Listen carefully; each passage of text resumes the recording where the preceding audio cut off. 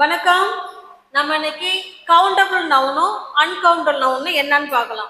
Countable நவுன்ங்கிறது nouns that can be counted, நம்மளால எண்ணி சொல்ல முடிய பொருள்கள் அத்தனையுமே கவுண்டபிள் நவுன் தான். நான் எக்ஸாம்பிள் கொடுத்துருக்கேன் பாருங்க.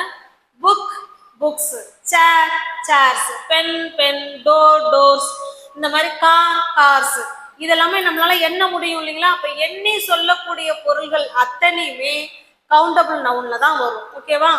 இதே அன்கவுண்டபிள் நவுன்னா என்னன்னு பாருங்க. நம்மளால எண்ணி சொல்ல முடியாது. எதெல்லாம் எண்ண முடியாது?